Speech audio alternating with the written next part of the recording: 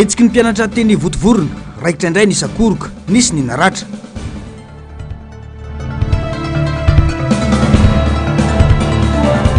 Commune eny amin'ireo renivohim-paritany tahotra tsy azahoana azo no tsy roson'ny fanjakana amin'ny fifidianana iny antokotrikavo.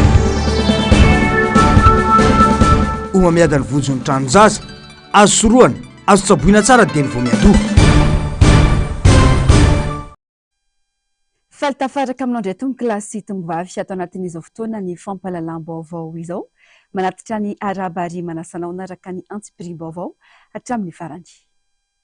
Tony mazatra ny pejin'ny politika avy hatrany no hoaniko afatsika ny fampahalalam-baovao amin'ny tsy alina ity makasika indrindra ny fifidianana. Miteraka ady hevitra lalina eto amin'ny firenena ny fihetsiky ny fanjakana momba ny fanemorana fandroany ny daty tokony hanatanterana ny fifidianana ho ben'ny tanàna. Tokony tsy hiemitra intsony ny daty izay efa natolotra ny praiministra efa zatra mikarakara fifidianana fahavaratra raha toy ny voamiera maloha tena misana ny fifidianana eto amintsika ho teo nivo ny firaisamon'nym-pirenena safidy androany. Germaine Mejanary, Andry Rakotomala.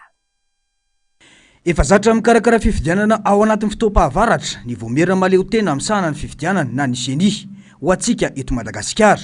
Noho izany tokony tsy hisy antony ampemorana intsony ny daty vaovao na roso anatontosana ny fifidianana ho ben'ny tanàna sy mpanolontsaina hoy ny faneho-kevitry ny firaisamon'nym-pirenena safidy. Fotoam-pahavaratra ohatra no nanaovana ny fifidianana ho filoham-pirenena ny taona 2024 sy ny taona 2024. Zava-dehibe ny finiavana anatanteraka izany amin'ity taona ity satria efa endrona hemitra ny daty tokony anatanterahana azy ho hiatrany ny safidy. Araka volazanao teo mandeha ihany koa nefa le hoe fametrahana sady ny aiao eo karakaraina ve le fifidianana satria fotoam-pahavaratra ny fanamariana hitanay dia hoe efa manana traikefa amin'ny fikirakirana fifidianana mandritra ny fotoam-pahavaratra ny ao amin'ny seni fifidianana sahala amin'ny natao teo aloha ihany sahala amin'ny fifidianana filoham-pirenena sahala amin'ny fifidianana ben'ny tanàna ihany koa izay nataontsika ny 17 Novambra izy tamin'ny taona 2010 sy 2012 ny tamin'ny 2013 no la hoe fahalaniny foloa tamin'ny fiodinana voalohany na tonga antsika tsy nampisy an'ilay fifidianana volana Desambra fa efa tanatin'ny vinavina koa zany izay hoe misy fifidianana volana Desambra zay dia mazany zany zay no tena izay hoe tsy tokony zava-baovao antsika zany ny karakara fifidianana ny volana Desambra zay. Fiemorana amin'ny demokrasia no azo amaritana ny mbola ho fiemorana indray amin'io daty voatondra io ho hiatrany ny fanazavana.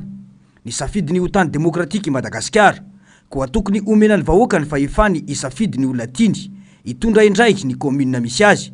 Efa tapitra raha teo ny fotoam-piasan'ireo mpitantana ny commune amin'izao fotoana izao. Dia ny tsy fanatanterahana io zany dia midika indray hoe fanaovana dingana mihemitra indray fa tsy hoe fandrosoana amin'izay resaka demokrasia. Raha izay ny faharoa azadiny fa ny ben'ny tanàna ny filakevitry ny commune ny tompona andraikitra voalohany amin'ny fampandrosoana ireny ilay mampandroso hitantsika maso. Ny solombavomboaka ny vidintsika teo dia tsy hitondra fampandrosoana hita maso izy satria enazy fifidianana lalàna na hoe ny fanofanana lalàna sy ny politika fanjakana ny fanaraha-maso andro-panatanteraka izay no andraikiny. Ny filoham-pirenena dia manao politika amin'ny akapobe ny fampandrosoana ny Madagasikara manontolo tsy akanavaka eo na distrika aiza na commune aiza fa ben'ny tanàna sy ny commune indray iny tena tokony andraikitra eo fotony eo akaikitsika eo. Amin'intsika no mitaraina raha misy sekoly ohatra hoe tsisy tafitrano, tsy manana pont, tsisy mpampianatra andraikitry ny ben'ny tanàna zany. Ny filakevim-pitantanana koa tokony hijeran'ny fomba tsy hisiny zany. Ohatr'izany koa raha tsisy hôpitaly ao toerana, raha ratsy ny lalana, raha telo ny tsena, raha misy ohatra hoe le mivarotra amoron-dalana sy ny karazany ben'ny tanàna daholo miandraikitra an'izany. Ny fanorenana trano tsy ara-dalàna tokony andraikitra voalohany amin'izay ny ben'ny tanàna fampalalana an'ilay tenentsika hoe plan d'urbanisme sy karazana ny ben'ny tanàna daholo ny fototra an'izay dia raha ohatra tsika tsy hifidy an'io dia mbola andeha ho azy ilay gaboraraka satria tsara fantatsika hoe nandritra nyity taona 2024 ity zao tsy afaka nampitombo andreo mpiara-minombona antoka amin'ireo commune nohon'ilay fempotoana izay zareo ohatra zany tsy nohony hoe mbola anohy. am'izao koa zany izy mbola tsy fantatra hoe jany ohatra mivina de dikan'izay le fampandrosoana mihitsy tsy afaka tonga de hipaka any fotony fa misy tenena zay hoe milasa mihenahena eo fotsiny zany tsika amin'ny toerana misy atsika zay tsy mbola hoe zao no antenaina fa mbola manantena ny tsaratsara kokoa n'izao vaoaka malagasy rehetra. Raha ny loharanom-baovao dia misy ny fikasan'ny fanjakana mbola ampihemotra indray ity daty vaovao natolotra ity ka ilazana fa ao anatin'ny fotoam-pahavaratra ny fotoana naroso ny voamera-pirenena maleo tena misanany fifidianana tany amin'ny prime ministre.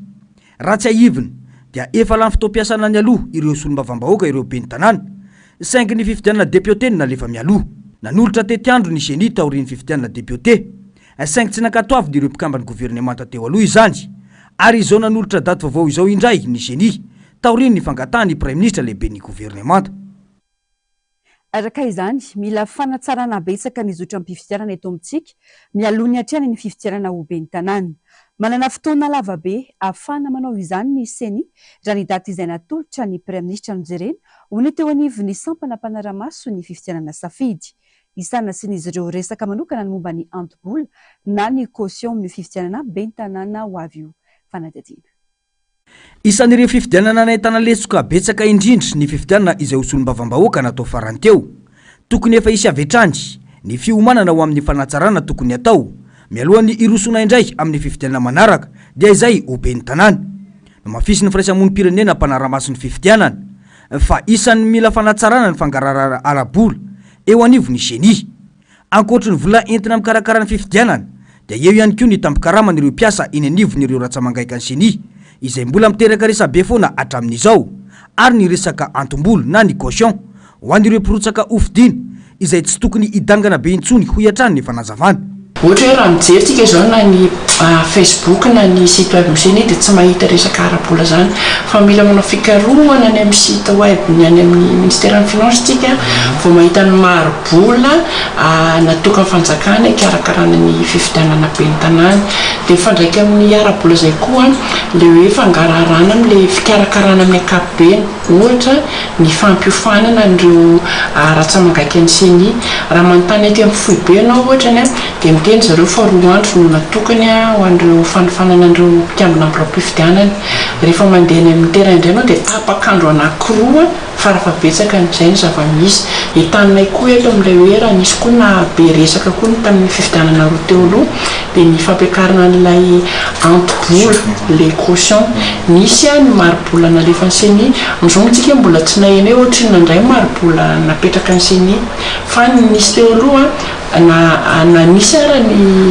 tolo-kevitra avy any amin'ny seni dia ny gouvernement indray koa namoaka ny anazy dia ilay miatra iny dia ireny koa no mila jerena azadino fa nisy ilay commune tsy nisy maire mihitsy zany hoe tsisy olom-boafidy teo tamin'ny fifidianana tamin'ny 20 arivo koa dia nisy commune tsy nanana candidat fa tsy ray izay zapolatsaka kely mitratra ohatr'izay dia raha tamin'izay nefa mbola hitantsika hoe azo lazaina hoe zakany olona ny marobola tamin'izay dia efa nisan'izay hoe tsisy candidat ny sasany ka raha sanatra itsika zany alay-panahy mpiakatra be indray ny resaka antobola io dia mety ampihena indray zay ny faharisian'ny olona zany amin'ilay ilatsaka hovidiana dia ny zava-dehibe fa tsy bitika nefa dia le hoe fanabeazana sy fanentanana an'ireo olom-pirenena amin'ity fifidianana ben'ny tanàna ity.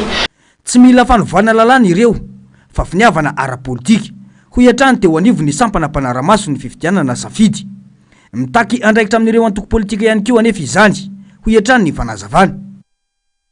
Raha nivokatra tamin'ny fifidianana solombavam-bahoaka teo dia mazava fa azony avy amin'ny fanoherana ankamaroany ireo renivohim-paritany manerana ny nosy.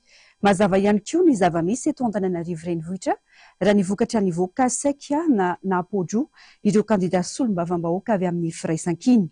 Mba mpanonofo ratsy ny fanjakana nivokatry ny fifidianana solombavam-bahoaka satria manana ny tantarany fahazonana Antananarivo renivohitra eo amin'ny sehatra politika ka isan'ny mamparisarisa ny fanjakana hanao fifidianana izay ho ben'ny tanàna hoy ny antoko otrikafo araka ity fanadihadiana nataony Germaine Mejanary sy Andry Rakotomalala ity. Ny 12 Desambra ny daty natolotra, daty tsy ofisialy fa mbola miandry ny fankatoavany filan-kevim-panjakana. mbola miandry ny fitsanganan'ny gouvernemanta izay saropiterahana atreto. Efa ho tapabolana aty aorinana nandrena prime ministre manko dia mbola tsy hita izay toyny.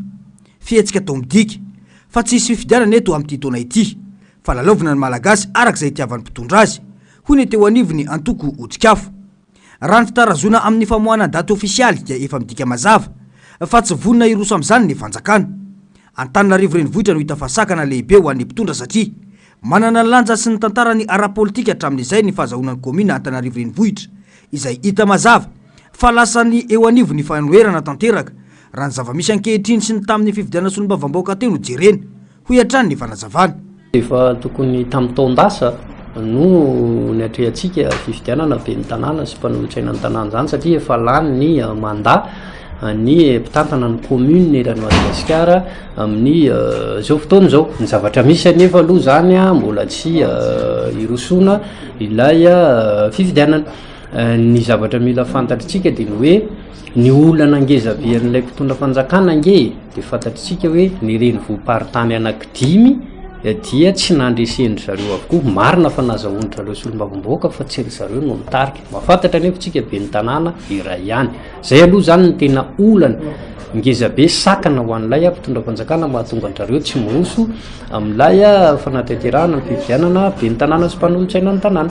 Ny faharoa dia ny hoe io zany tafiditra ao anatin'le hoe élection de proximité na le hoe fifidianana manakaiky vahoaka. Moramora kokoa no mife na miandry ny alabato kasaina ho atao any amina commune zany par rapport amin'ny adirina district raha oharitsika tamin'ny fifidianana solombavam-bahoaka le izy. Izany zany iveriko hoe isan'ny enjeu politique ao anatin'le izy avokoa satria lay maro anisan'ny mpitondra fanjakana amin'izao fotoana zao ange nivony anteny meram-pirenena ka artificiel le izy. Artificiel satria natao tamin'ny fomba rehetrarehetra mihitsy ary tsy nasiana henatra mihitsy mialatra afahana mahazo an'ilay majorité parlementaire. Fa misy fahasamihafiana io rehefa fifidianana be ny tanàna no sy mpanolotsaina ny tanàna no hatrehany, zany hoe tahotra ny tsy azahoana maro anisa izany nylay mpitondra fanjakana ao anatin'le izy. Isan'ny olana ho an'ny fifidianana eto Madagasikara ihany koa ny tsy fananana code électoral.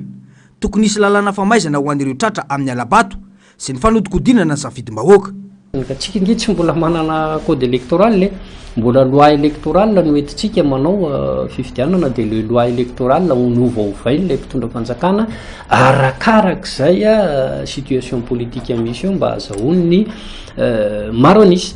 Izay zany le izy ka oza hoe io adivitra io mbola manana fotoantsika mba ahafahana raha manana n'ilay finiavana politique mba misy adivitra mihitsy ary tokony ahafahantsika mamoaka code électoral anankiray tsy miovaova zany ao anatin'le izy. Dia iny no entintsika hitrehana fifidianana ka raha tonga ny fotoana novanana iny dia tokony mba hisy tenerana, hisy adivitra sy ny karazany amin'ny fanovana azy. Zany hoe mbola misy pitsopitson-dalàna maro be ihany koa zany tsy mba ahafahana miroso amin'ny fifidianana tokony hovaina ao anatin'le izy satria zay dia mametraka foana betsaka ny manana finiavana mpandroso ny commune ny district eny na ity fireneny ity mihitsy ary fa les conditions anatin'le izy hoe tsy maintsy zao ny caution tsy maintsy iny zany tena sakana ngezabe ao anatin'le izy. Fa ny akoatran'izay koa ary veriko hoe ngezabe dia tsotra le izy raha tsy misy lalàna mihitsy mipetraka mazava tsara raha manafay ary tena hoe managadra mafy dia mafy mihitsy ny olona mpangalabato sy ny mpanodikodina ny safidim-bahoaka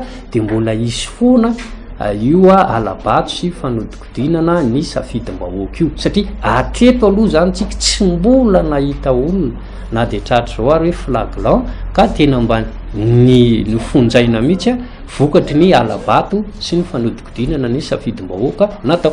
Azo heverina ihany koa ho hiatrany ity mpanao politika ity fa tsy manambola ny fanjakana manoloana ny fampianarana tetibola isaky ny ministera. Raha izao anefa no mbola ikotroka fampiakarana ny sara-pandraisana anjara amin'ny fifidianana ho be ny tanàna ny fanjakana dia famonoana ankolaka ny demokrasia izany, ho hiatrany ny fanazavana. Mbola tsy tomombana ny fitondrana tsara tantany sy tena manao tamberina andraikitra na misy azanezaka ho ny Transparency International Initiative Madagascar atao anatin'ny fanambarana nataony. Manana diditsy andraikitra goavana amin'ny fandalana ny fahitsiana ary ady amin'ny kolikoly ireo olom-boafidy toy ny solombavam-bahoaka izay ny antefan'ny fanambaran'izy ireo.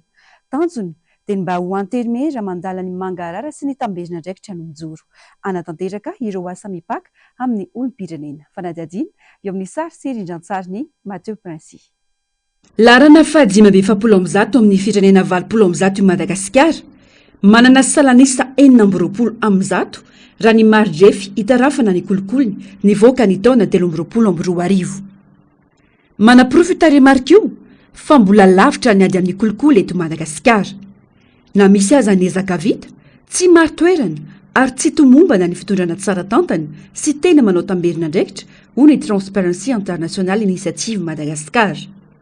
Manana didy-goavana ametraka ny mahazava-dehibe ny ady amin'ny kolikoly ny olom-boafidy toy ny solombavam-bahoaka amin'ny famolavolana lana miady amin'ny kolikoly mba ho anteny mera mandala ny mangarahara sy ny tamberina ndraikitra ho ivo ny fampandrosoana eto amin'ny firenena.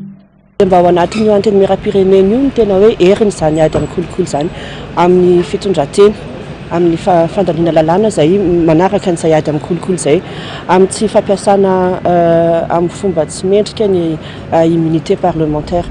Eo ihany koa ny fanaovana tamberina ndraikitra ho an'ireo olona izay olom-pirenena ny fidy satria izay ny antony anaovana ny fifidianana izay koa ny fototry ny demokrasia raha teo. Miray feo amin'ireo vondrony firaisamonim-pirenena ny Transparency amin'ny mahafiara-monim-pirenena azy amin'ny fitakiana ireo ady sisika telo goavana efa nanaovana izy ireo fangatahana. Ny voalohany dia momba ny lalàna ho an'ny fahafahana misitraka ny information à caractère public dia ny lalàna faharoa momba ny resaka fiarovana ny défenseur des droits humains sy ny lanceur d'alerte. Efa nataonay izy io niaraka tamin'ny société civile samihafa dia mbola tohizana ihany hatramin'izao. Hitantsika eo ilay izy fa izay fotsiny fanatana anay amin'ny société civile hoe matona ireo nandray an'ilay andraikitra manaiky an'ilay andraikitra dia manaiky nareo izany hiasa ao anatin'izay famarinana sy izay hoe famendrehana izay satria ny anteny mera-pirenena nge c'est le socle de la démocratie raha ao izy tsika ny diso dia diso hatramin'ny farany izany. Na nisy azy ireo tsy fahatomombana anatsikaritra nandritra ny fifidianana ny araba ireo solombavam-bahoaka voafidy sy ny anteny mera-pirenena vaovao ary ireo birao vaovao mandrafitra azy ny Transparency International Initiative Madagasikara tao anaty ny fanambarana ny taratasy nataon'izy ireo. Ny antefatany amin'ireo olom-boafidy ny antony Transparency mba handala ny fahitsiana sy hanohy ny ady amin'ny kolikoly ka hiaro ny tombontsoana ireo olom-pirenena amin'ny famolavolana ireo tolo-dalàna mifanaraka amin'ny atahitan'ny vahoaka sady tsy hanararoatra ny fampiasana ny atao hoe immunité parlementaire. Mampirisika ireo solombavam-bahoaka ihany koa izy ireo anatanteraka ny fampanantenana nataony nandritra ny fifidianana sy hanaja ny fahefana ampindramana azy. Nalamafy ny Transparency fa vonina anohany ireo ezaka ataony anteny mera-pirenena sy izay fanaraha-maso ilaina amin'izany mba hisia ny fitantanana mangarahara mahomby sy mahatanteraka tamberina ndraikitra ho an'ny olom-pirenena. Lafim-baovao hafa kosa indray miteraka ayay amin'ireo tantsa mivelona amin'ny lema-kibe tsy mitatatra ny tetika azy izay tanty irainy ny amin'ny ranony renirano mikopa amin'izao fotoana izao. Ny volana aogositra izao no tokony roso amin'ny asa fambolena izy ireo raha ny fanazavana saingy mampanahy ny famodirana ny rano eny an-tanimbary manoloana ny fisian'ny tetika asa ity izay efa mandeha amin'izao fotoana.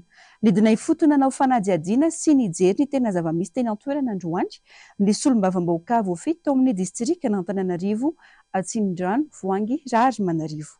Germaine Oenjanary Andrirakoto Malala mitatitra amintsika ny Antsiprimbovao.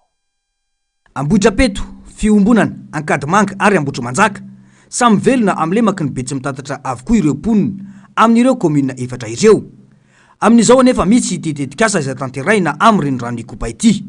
Voabahana ny renirano ka miteraka ayaho an'ireo tantsamy velona amin'ny tanimbariny be tsy mitatatra manoloana ny taom-pambolena izay tokony anomboka ny volana aogositra ho avy izao. Manoloana izany dia nidina ifotony jeriny zavanisy sy nanao fanadihadiana teny atoerana ny solombavam-bahoaka Voangy Rary Manarivo izay voafito amin'ny distrika n'Antananarivo Atsimondrano. Vahoaka maro no voakasiky ity olana ity koa tsy maintsy anaovana fanadihadiana mazava izany ho iatrany ny fanazavany. Izay mihitsy ny antodiako androany hijery aty fotony anadiady hoe ahoany ty tetikasa ity ka ty tetikasa ity zany dia tsy misakana ny fambolena aloha satria ferovana ny digy tanareo ry fefloria iny miainga ery Pasika avaratra ery zany eo amin'ny 930 metre eo ry zareo no ho amafisina asiana an'le vato be reny zany de ty zany ny vakina atao lalana hitaterana an'ireo vato sy tany ilaina anamboarana ny fefilo io de zany hoe araka ny sary efa nijerenitsika teo fa misy ny fampidirana rano no zany fanatsarana ny ety amintsika zany ary sorana be da be ny mpamatsy vola ny tetikasa produire nananeritreritra anao an'izao fa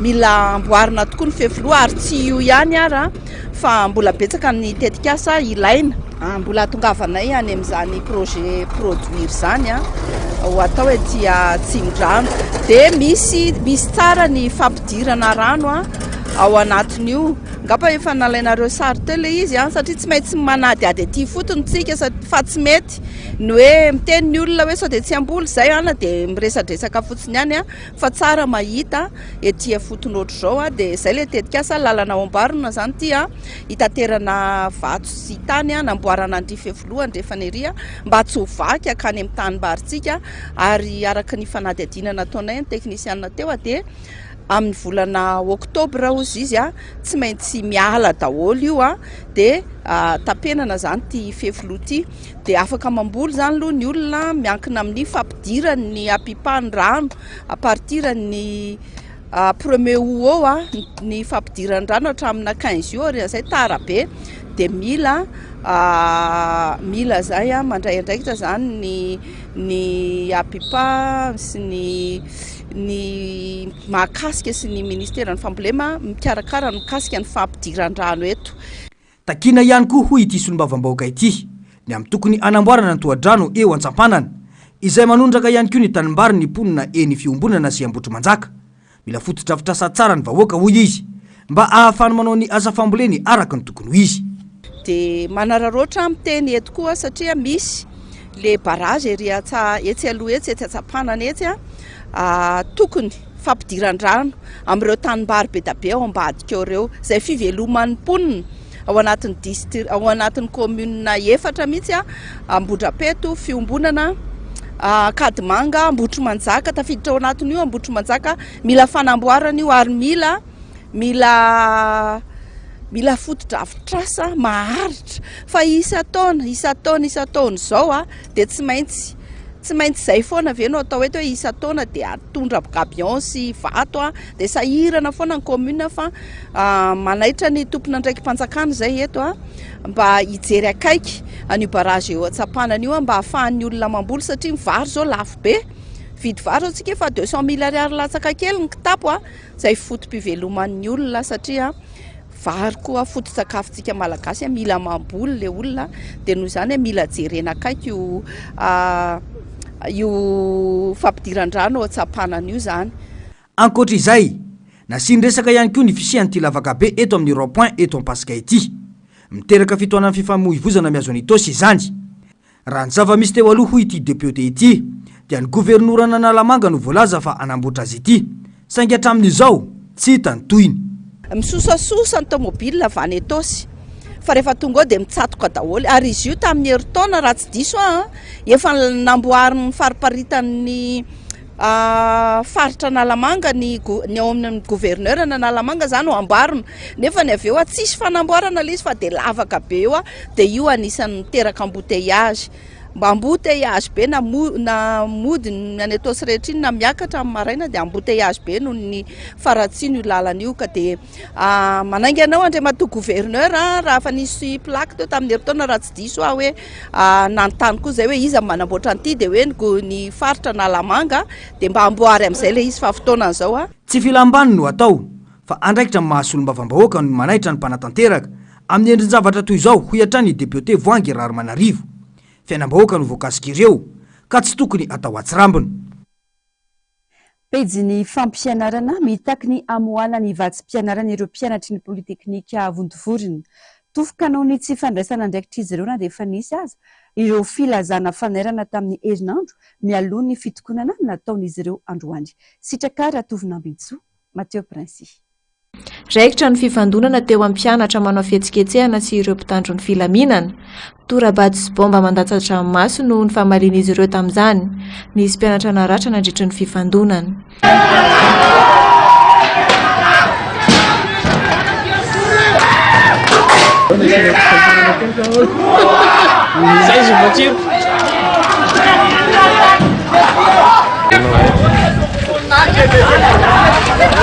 Nitokana ny maraina teo ireo mpianatry ny Polytechnika Vodivodrina mitaky ny famoahana ny vatsim-pianarana 3 volana faharoa sy fahatelo izy ireo.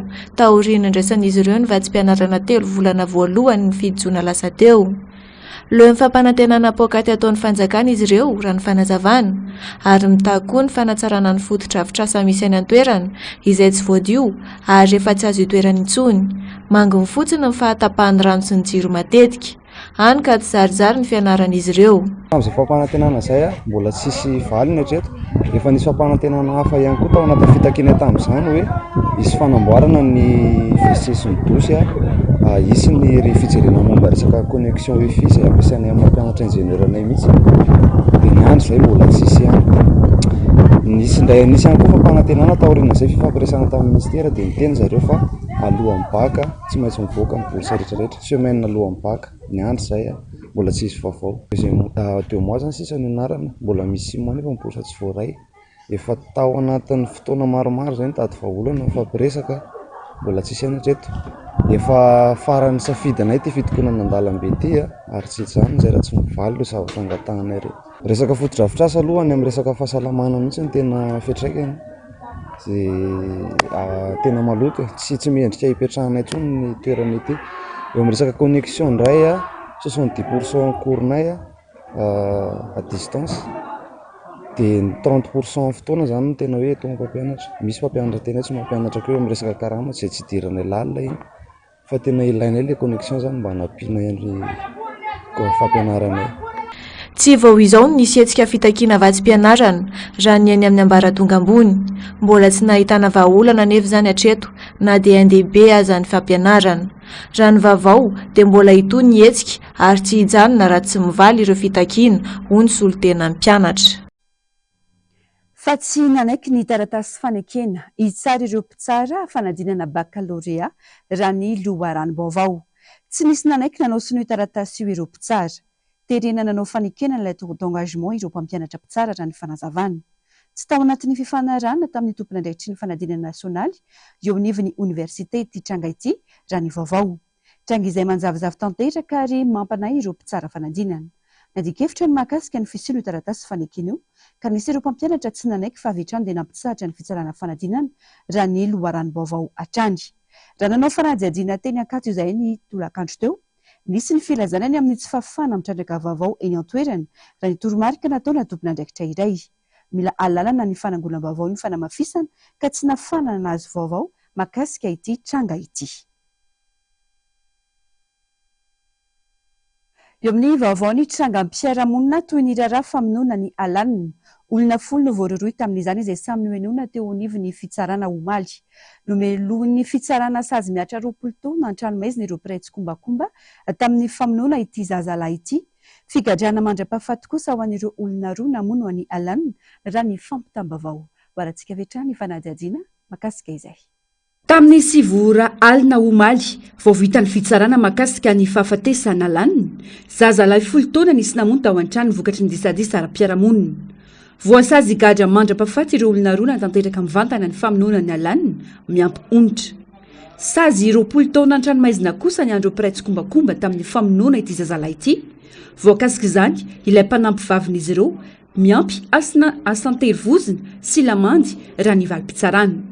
Mbola manana 3 andro ampiakarana na tsy ny raharaha na ny mpitorina ny voabanga taorian'izao didy izao hoy ny ren'ny alanina izay mbola ndray fepetra mahakasika ity tranga ity raha ny fanazavana. Misy ny endro kely mpandrafitra foana moa tompoko fa ao aoriana angambontsika vao mahita anazy satria mbola manana 3 andro na ny ankilana na ny andany na ny mpitory na ny voapanga zany dia mbola manana 3 andro afaka ampiakarana an'ilay didy izay tsy ohatra hoe tsy misy makasitraka fa mbola misy zavatra hodinihana kely tompoko. Tany mora ihany tompoko ilay fa tsy nalefany any an-tsefa izay ny tena nampalahelo aho hoe olona namono olona ohatrin'ireny ve tompoko dia hosazina ao atamora fangato ohatry ny ahoana tompoko ny sazo mena ny mpamon'olona sy ny mpangalatra tsotra sy ny mpangaro-pôsy tena nangataka onitra tokoa aho fa ny onitra izay nangatako tompoko tsy mahavidy ny raha ny alanina ary tsy mahaverina ny alanina ny fatraniko ara moa tompoko tsy voalohany ko aizany afahany an'izao anazy fa ny lalàna mahafantatra an'izay tokony nataony dia ny lalàna ny mametra azy tompoko satria tsika ambany lalàna fa tsy amboniny lalàna Ratsaivina ny 10 febroary 2024 no nisy namono tao an-trano tao Andavamamby Alanina zazalahy 10 taona fitakiana ho fantrano tsy voaloha no voalaza fa antony namonoana azy nisy moa ny fihetsiketsehana nataon'ireo fianakaviana omaly manoloana ny fitsarana nosy nangatana ny fitsarana aradrariny ity raharaha ity Vavaony sosialy jinitombo ny asa ny vonjvoina natao tamin'ity taona 2024 ity raha oharina tamin'ny taondasa ho ny avy eo anivo ny sampana mpamonjy eto Antananarivo renivohitra raha nanao tatitra ny asa ny tao anatiny 9 volana voalohany tamin'ity taona ity androany vokatry ny tsy fitandremana avokoa ny ankamaroan'ireo loha izakay antsony izy ireo ny fandraisana reakitry ny rehetra isoroana izany fanampanazavana Mavesatra ny tariamarika momba ireo loza nitranga teto Antananarivo sy ny faritra manodidina ka ny asany sampana mpamonjy voina teo ny elanelan'ny volana janoary hatramin'ny volana jona lasa teo ka nanaovan'izy ireo tatitra androany natratra 420 ireo vona novonjehina ka ny aintrano no tena betsaka izay mananika ny 20 manaraka azy ny dorotanety ny tranga 420 tafakatra 7 kosa ny famonjen'olona na secours en personne nisy tranga nalozam-pifamovoizana 3 tranga hafa 13 maty andrano 4 famonjena tsotra 10 ary dégagement de voie publique 10 ny angy avy tamin'ny tsy fitandremana avokoa no nahatonga ny maro anisa tamin'ireo vona ireo ho ny fanazavana rehefa tsy mahay milomano ianao a aza manamorona rano rehefa misotro alcool ianao a aza manamorona rano izany no toe-javatra misy be dia be mahafaty an-drano ny herinaratra ao an-trano a tapaho maty daholo ny herinaratra rehefa mivoaka ny trano ianao aza vela irery ao an-trano ny olona manana fahasembanana na fahasembanana ara-batana io na fahasembanana ara-tsaina io aoka hisy namana foana fa tsy avela irery ao an-trano ireo olona reo aza vela irery ao an-trano a ny ankizy majinika indrindra amin'izao vanim-potoana ny fialan-tsasatra izao mandeha sika ray aman-dreny dia ny zaza no apetraka ao an-trano aoka hisy olona manara-maso andro zaza ireo fa ireny no mahatonga ny an-trano ireny no mahatonga ny olona maty an-drano ireny no mahatonga an'izao loza karazana izay nitany saina tamintsika teo izao 2 minitra aorian'ny antso avy amin'ireo triadoza no miaingy amin'ny toby ny mpamonjy voina mbola misy ny laminasa tsy maintsy apetraka sy ny pitsopitsony rehetra eny an-dalana tsy tara ny mpamonjy voina ho ny fanazavany lehibeny misy zavatra dinianao misy zavatra tsy maintsy tokony ho fantatry ny olona ao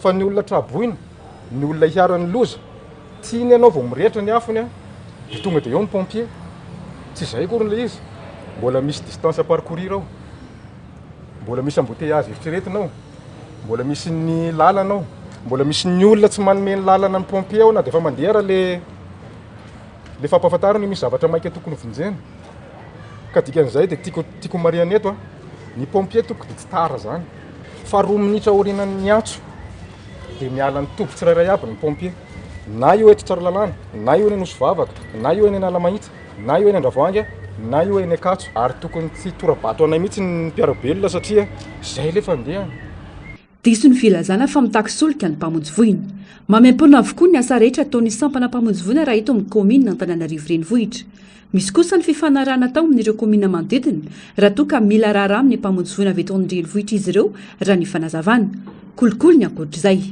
ny asa ataon'ny pompier rehetra tompoko dia ambarako amin'ny fomba ofisialy eto androany fa maimaimpona tsy misy tokony andro carburant zany raha ohatra ka misy antso an'izay fa aokatsika zany raha misy mitaky carburant amintsika dia miteny avy ety an-trano fa kolikoly ny anaran'izay maimaimpona ny asa ataon'ny mpamonjy voina akohatra ny hoe any ivelan'ny faritra ny pompier Antananarivo nge dia ny commune urbaine Antananarivo ka raha mbola tafiditra ao anatin'ny farim-piadidina ny commune urbaine Antananarivo zany dia maimaimpona tompoko ny mpamonjena voina raha ivelan'ny tanàna Antananarivo tsika efa nisy ny fifanarahana izay nierahana tamin'ireo commune manodidina fa rehefa mamonjy voina any isika dia misy mifandraisana anjara ataon'ireo commune ireo ady voalohany amin'ny fanoerana ny loza ny fisorohana tokony antso avy hatrany ny sampana mpamonjy voana ihany koa itokantrano na olona ilarara aminy mialoha ny andraisana vahaolana hafa raha tokatra doza misy efajato ireo mpamonjy voana eto Antananarivo renivohitra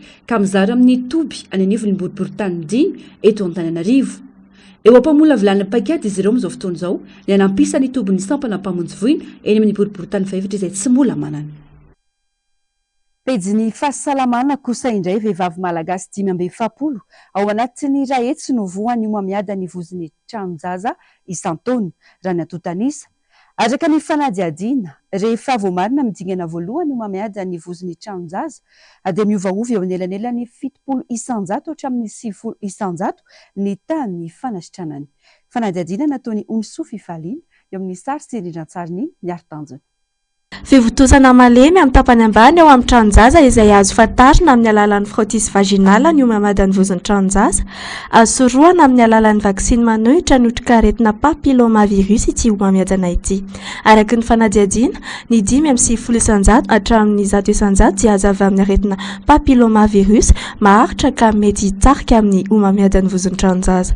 Eo ihany koa ny firosoana amin'ny firaisana ranofo aloloatra, ny fandehanany rà aorianan'ny firaisana ranofo na ivelan'ny fadimbolana, ny fahararian'ny fivaviana mandritra na aorianan'ny firaisana ranofo, ny fanaintainana eo ambanin'ny kibo sy ambany lamosina no anisan'ireo famantarana fa voan'ny homamiada ny voziny tranonjaza ny vehivavy iray. Be dia be ny sokitra aretina, ohatra hoe marary rehefa manao firaisana ranofo, misy raha mandeha ivelan'ny fadibolana, misy ranoka mandeha, misy fofona na mangididy izay miverina foana na dia efa tsaboana ara, dia eo koa marary ny andoham-bania. Ireo zany ny anisan'ny sokitra aretina mety hamantarana anazy. Rehefa manao fitiliana rehefa eo dia raha ohatra sanatrika pozitiva le cas, tsy midika hoe rehefa pozitiva le cas ka mitondra ny homamiadan'ny voziny tranonjaza le olona, fa mety hoe pozitiva izy satria mitondra le otrikaretina dia izay indrindra le mahatonga anazy mila manao fitiliana dia mbola afaka tsaboana ny aorianan'izay. Mahatratra hatramin'ny 570 isanjato ny fahasitrana ny homamiadan'ny voziny tranonjaza raha toa ka voatily sy voatsabo ara-potoana izany araka ny fanadihadiana. Manentana ireo mpitsabo mba hanao fitiliana ny voziny tranonjaza eny amin'ireo tobi-pitsaboana mba hisorohana mialoha ny homamiadan'ny voziny tranonjaza. Ny fisehon'le aretina ny vehivavy voalohany aloha le izy rehefa mahatratra an'le otrikaretina mbola tsisy ny soritra aretina satria amin'ny maha homamiadana anazy dia mitsoky miadana le izy. Dia izany mahatonga hoe tena zava-dehibe ny manentana ny vehivavy hanao an'le fitiliana satria 570 isanjato ny vehivavy izay voatily ka voamarina fa mitondra an'le otrikaretina dia sitrana avokoa raha toa ka voatily mialoha izy ireo. Manentana ny vehivavy hanao ny fitiliana ny homamiadan'ny voziny tranonjaza satria voamarina fa aretina faharoa homamiadana faharoa izay mpahazo ny vehivavy eto Madagasikara ny homamiadan'ny voziny tranonjaza dia nitanina daholo zany izay vehivavy rehetrarehetra indrindra rehefa miroso amin'ny firaisana ranofo mba hanao an'le fitiliana. Voamarina fa aretina faharoa mpahazo ny vehivavy malagasy ny homamiadan'ny voziny tranonjaza aorianan'ny homamiadan'ny nono, azo soroana ary azo sitrana tsara nefa ity aretina ity raha ny fanazavana hatrany. Mbola ambany mbola ambony ny tany zaza iarany tsy fanjari-tsakafo eto Madagasikara amin'izao na dia maro azy ireo ezaka natao hiadiana amin'ity karazana aretina ity raha ny tatitry ny sampandrarany firenena mikambana misahana ny ankizina ny UNICEF. Aretina vokatry ny tsy fampitsakafo misy otrikaina, ny tsy fanjari-tsakafo izay miteraka aretina maro hafa amin'ny vatana, aka mety hitarika hatramin'ny fahafatesan'izany raha tsy voaray an-tanana ara-potoana. Ilaina araka izany ny fanaraha-maso akaiky ny fahasalaman'ny zaza eo amin'ny lafin'ny sakafo ho fisoroana ny fitomboana ity trangana aretina ity eto amin'ny firenena. Isan'ny miantoka izany ny fanomezana nonondreniny zaza raha mbola kely izy. Miampy ireo sakafo ara-pahasalamana sy maro loko isan'andro mba hampitombo ny otrikaina anaty vatany. Miaro soa ary mampianina miaro tanjona. Voasokajy ho isan'ny firenena iantefan'ny fitombony tsy fanjari-tsakafo eo amin'ny ankizy Madagasikara tato anatin'ny 10 taona farany raha ny tatitry ny UNICEF. 50 isanjato n'ireo zaza malagasy latsaky ny 5 taona no hiaran'ny tsy fanjari-tsakafo raha 420 isanjato amin'izy ireo no tratry ny fanatrana ara-tsakafo. Vokany malagasy raha isan'andro ao anatin'ny mponina ray alina no mamony ainy vokatry ny tsy fanjari-tsakafo raha ny tatitra hatrany. Maro ireo ray aman-dreny sy fianakaviana sahirana ara-pivelomana no tsy afaka mampisitraka sakafo ara-pahasalamana mitondra otrikaina sy azo isafidianana tsara ho an'ny zanany ankehitriny mba ahafahan'izy ireo mitombo ara-batana sy ara-tsaina. Olana goavana nefa no ateraka izany ho an'ny fahasalaman'ny zaza satria ankoatrany tsy fitombon-jaza ara-batana sy ara-tsaina dia mety hitarika hatramin'ny fahafatesana izany raha tsy voasoroka. Sakafo miovaova sy maro loko le hoe vary, solom-bary, laoka, afangaron-daoka sy voankazo, iny zany tokony kompleten'izay foana ny sakafon'ny zaza mba hiadiana amin'ny tsy fanjarian-tsakafo satria tsy ny zavatra mahavoky ny atao hoe mahasalama. Isan'ny fototra iray mahatonga ny tsy fanjarian-tsakafo eo amin'ny zaza ny fanesorana nono azy aloloatra izany hoe mialoha ny faharotonany. Voalaza nefa fa 570 isan-jaton'ny reny andry no mampinono ny zanany eto Madagasikara araka ny tatitry ny fikambanany iraisam-pirenena momba ny fahasalamana noho ny fitarihana ataony manodidina amin'ireo reny na ny asa sahan'izy ireo ka tsy ahafahany mampinono ny zanany araka ny tokony ho izy. Tena ilaina ho an'ny fahasalaman'ny zaza nefa ny fampinonon-dreny satria ampihenana ny tsaha-pahafatesan'ny zaza vokatry ny tsy fanjarian-tsakafo izany. Dia ny tombontsoa amin'ny fampinonoana nonondreny misy singa-tsakafo tena tsara, mora levonina sy ampiasain'ny vatana miaro amin'ny aretina. Dia izay zany tokony hoe atao hoe garantie ho an'ilay zaza ny fampinonon-dreny satria iny ihany ny tena mahasalama zaza alohan'ny mampiditra sakafo amin'ny fahaenimbolana. Manome fanampin-tsakafo ankoatra ny nonondreny ho an'ny zanany ireo reny vao mipaika ny fahaenimbolan-jaza araka ireo torohevitra ara-pahasalamana omeny mpitsabo azy ireo. Santionany amin'ireo sakafo ara-pahasalamana ireo ihany anefa no tena mahavantana ireo reny ny fanomezana azy ho an'ny zanany araka ny fanazavana. Ny anay aloha izao ny fitaizana zazakely manomboka eo amin'ny fa 7 volana 5 volana eo izany dia efa omenay sakafo.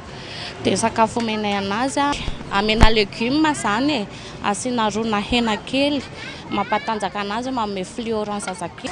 Ho an'ny zanako aloha zao matetika aloha zao tena fanomezako anazy legioma dia voankazo ny ao anatin'izay legioma izay moa ao anatiny ny karaoty ny ovy ny haricot vert dia matetika moa zany manisy kely hena.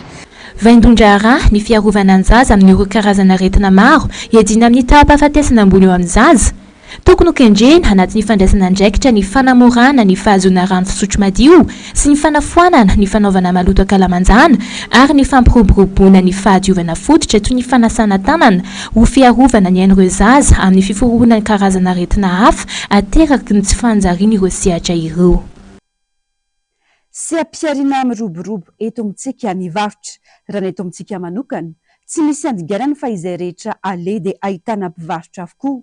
Maro araka izany ireo olona mivelona amin'izany raha tsy teny afa-tsy ny eto Antananarivo. Singanina manokana atao anatin'ity fanadihadiana ity ny varotra mofo akondro. Saika ahitan'izany avokoa na eny an-dalana na ny telakelatrano rehetrany. Asa mahavelona ny varotra mofo akondro raha ny voalazan'ireo mpisehatra amin'izany araka ny fanadihadiany faniry Andrianarivo Andry Rakotomalala. Tena mpankafy ny mofo akondro ny malagasy antony mahabetsaka ny mpivarotra ity karazan-mofo ity. Ny hariva ny tena mampandeha ny tsena raha ny voalazan'ireo mpivarotra. Anisan'ny fitaratra ho an'ireo mpisehatra amin'ny fandraharahana indrindra amin'ny resaka fivarotana sy fanaovana mofo akondro iselesy. Malany akondro 20 kilao isan'andro izy eto raha toka ny ainga tamin'ny 2 kilao sy 3 kilao izany tany am-piandohana. Ny tombony araka tamin'ny taona teny ny traikefa ary ankehitriny dia mahasarika olona maro ny vokatra eto aminy. Araka ny fanazavana dia anisan'ny zava-dehibe ary azo lazaina fa fototra mampandroso ny tsenam-barotra ny fahaizana mandray olona fa eo ihany koa ny fanajana ny fahadiovana izay sady antoko ny fahasalamana no anisan'ny manitona ny olona hanjifa sy hotamana. Anisan'ny miantoka ny fandrosoany tsena ihany koa ny fahasahiana miavaka amin'ny tsara amin'ny alalan'ny fanatsarana ny vokatra efa misy sy ny fitondrana zava-baovao mba hisian'ny fivoarana hatrany. Ho an'ny selesy manokana izao dia safidiny ny ampiasa ireo akora voafantina sy tsara kalitao mba ho fanomezana fahafaham-po sy ho fitsinjovana ireo mpanjifa. Tsara izay ny tena hitako tsara indrindra izany hoe tsy mijanona amin'ny zavatra anankiray le ny zavatra natao fa atsaraina tsara raha nampiasa menaka mandry dia aleo zany mividy zavatra lafolafo kokoa dia manao zavatra hoe tena mba manatsara satria le izy hitako mihitsy ny hoe rehefa mijanona eo amin'ilay zavatra natao foana anao mofo gasy ianao 200 le izy dia 200 foana nefa ny zavatra melafo fa mba tokony manatsara zany raha mpivarotra mofogasy hoe mba asiana chocolat kely indray ao anatiny dia manomboka liana ny olona mijery izay zavatra izay dia ny afatra zany inona moa fa aleo androso foana ny zavatra vita ny asa tanana mahavelona mihitsy zany izay no tiako tenenina ny olona ka tsy tokony tsy andry asa be ny olona hoe miandry asa ana fa ny asa tanana izay nataony any tokony ho foaziny hoe inona ny tena asa tena mety aminazy. Tsy misy ny asa ratsy fa ny fifikirana sy ny fiezahana anatsara trano no lakile ny fandrosoan'ny varotra. Tombony ny miasa tena araka ny fanazavana trano satria na ny fotoana na ny eo amin'ny lafiny ara-bola dia milamina kokoa ary manana tahirana tsarana trano ny fitadiavam-bola ireo mpisehatra amin'izany. Tena mampiavaka ny asa tena raha ohatra ianao miasa tena dia afaka manao zavatra ohatra ianao afaka mividy briky dia apetraka ohatrohatr'izany manitatra kely zany ny sainy fa ny asa tena izay mihitsy ny tena baziny fa tsy manao zavatra hoe miasa tena ianao dia mihinana fa manitatra mihitsy ny asa tena zany ny tena baziny asa tena hoe ianao mihitsy no mifofotra manao any ianao ohatra ny anay zany zao ny asa tena ohatra hoe efa mamboly akondro izay manitatra ianao le vola azo eo iny zany efidanana tany dia mamboly akondro indray aloha dia mitombo le izy dia tena hita mihitsy le akondro ambolenay hoe vokatra mahavonjy anay mihitsy le izy rehefa amin'ny fotoana ilana anazy. Izay no mahakasiky ny fafarana amin'ny maresaka avy any ivelany. Avaopanga honanao asa fampiororona tao Uganda ireo mpikambana avy amin'ny antoko-panohitra.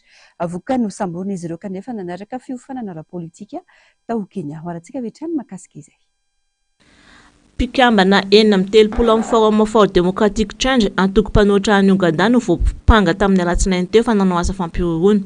Voaroaka tany Kenya izy ireo raha nanaraka fiofanana politika raha ny fanazava misolo vava azy ireo. Mbola miandry ampitoriana izay tonontira ity ny voaroaka ny Ugandais. Tany Kisumu Kenya toerana nanarana izy ireo fiofanana momba fitariana ara-politika no nisamborana azy ireo tamin'ny herinandro lasa araka ny filazan'ny mpisolo vavan'izy ireo teo aloha Kizza Besigye. Voalaza ihany koa fa nampijalian'ny polisy Keniana izy ireo ary nalaina kely ny fananany. Miatrika toetra ara-politika enjakenzaka ny gouvernement tany Uganda ankehitriny. Ankoatra ny tsindry natao tamin'ny mpanohitra dia fantatra fa tanora manodidina ny zato ihany koa no samborina tao Kampala no ny fandraisana anjara tamin'ny hetsika manohitra ny kolikoly. Ny vaovao ihany koa no malakatona ny fiarana tamin'ity alina ity. Mankasitraka fenanao nanaraka izany hatramin'ny farany tena ko mamy fotoana natao kilasy tombovavy ho amin'ny rampitsindray. Veloma tompoko.